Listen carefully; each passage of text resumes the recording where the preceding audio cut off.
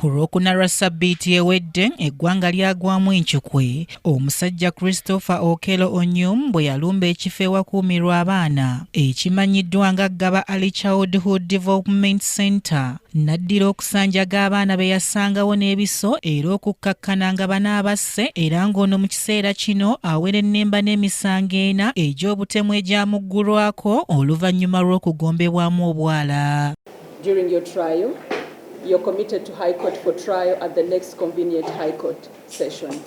This is where you will take plea. Ettemu lino lyaleetawo ebibuuzo mu bannayuganda naddala ku bwambe ono bwagambibwa okukozesa okutugumbula abaana bano, ng'era wano amaloboozi agamu gaatandika n'okuwulirwa nga gasaba amateeka okwongera okumyumyulwa ku batandisi b'amasomero g'abato ssaako n'ebifo mwe bakuumirwa. Seeru Alex John, omutandisi w'essomero lya Good Hope Pre and Primary School era ssaabawandiisi w'ekibiina ekitaba bannannyini masomero mu ggwanga, ng'ali wamu ne Jacqueline Catherine Nalubwama akulira Inaman Pre and Primary School e Kasubi, bagamba okutandika kwabwe kwonna kwalimu okulungamizibwa kwa Ministry y'ebyenjigiriza newankubadde nga bakkiriza nga bwe waliwo amasomero agatandika nga tegasoose kulambikibwa ba buyinza. Amasomero mangi nnyo gabigoberera era mu kubanga gabigoberera newankubadde nga bagala ku mbaga tekubula musiwuufu tulikyalinayo bannaffe abakyali mu kubeera nga tebanne bakutuukiriza mutendera ogwo, naye ate era ffe tukubiriza ebitongole bya gavumenti omuli ekya inspectorate ogenda nga kirambula amasomero kiyamba amasomero ago agatannatuuka ku mutindo kubanga gayambibwa gasobole okutuuka ku mutindo kuba abaana bano bebakwatako baana ba ggwanga. Ffe bweba tutandika amasomero tulambika tufuna ba health inspectors, tufuna ba planning and infrastructural inspectors, NEMA byonna.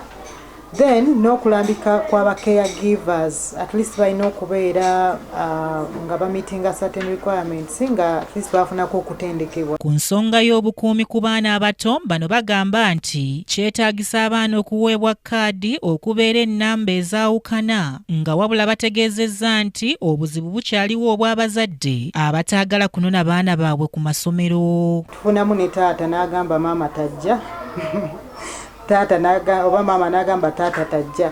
Abazadde ekituufu abamu baleeta batuma ababoda oba n'amwereetera ate n'atuma owa boda omunona olw'ebyo eby'emirimu nga bwe biri, naye abazadde buli anaatuma omwana aba yeetaaga okuba nga amuwadde national ID ekopi okukakasa nti oyo gwe tumanye eno era naye gwakoze eki. Kati ate ekyenkizo atukubira n'essimu nti leero ntumye oyo. Era nga nandisuubidde nti amasomero gonna ng'eggwanga twandifubye okulanga buli mwana wa ggwanga lino alina identification card nga tukusinziira ku lini namba oba gye batuwa ya MS kuba teriyo alina efaanagana n'aya munne. Bonna abaana ne baba ne kaadi ezo nti omuntu bw'ajja ne kaadi eyo nga muzadde kimanyibwa bumanyibwa nti ddala muzadde w'omwana.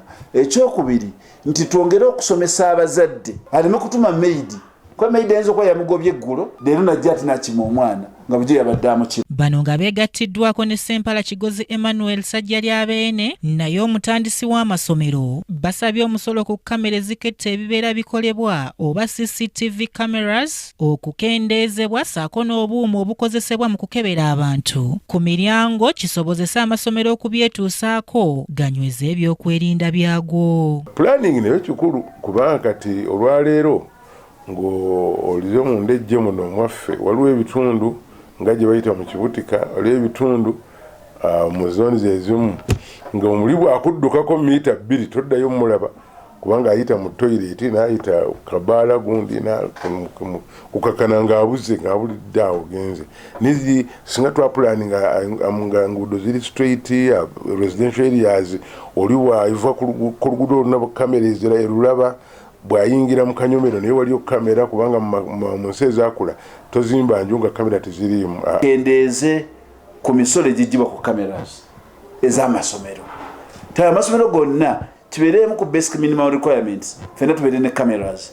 Watali masannyalaze tusobola okunoonyereza sola kwa gye ziri ggwanga lyonna tusobola okuba nga tulina cameras mu masomero. Then ekyokubiri kyekyokubeera nti n'obuuma buno obuyitibwamu obukeberera ebyokulwanisa omulizi bbomu n'ebirala nabo bandi buggyeko emisolo ab'amasomero nawona kifuuka kya tteeka okuyita mu geeti y'essomero ng'omuntu olina okusooka okukola ki okukayita. Rogers Goloba avunaanyizibwa ku nsonga z'abaana mu minisitule y'ekikula ky'abantu agamba nti bavunaanyizibwa ku kukuuma abaana okutandikira ku myezi 6 okutuusa ku myaka 8 era ng'akinogaanyizza nga ziddekeya bwe ziteekeddwa okulabirira obulabirizi abaana so si kubasomesa. Ebifo bino byanjawulo ku masomero emyaka 3 kusinziira ku tteeka eririwo ery'ebyenjigiriza talina kusomesebwa wabula alina kulabirirwa.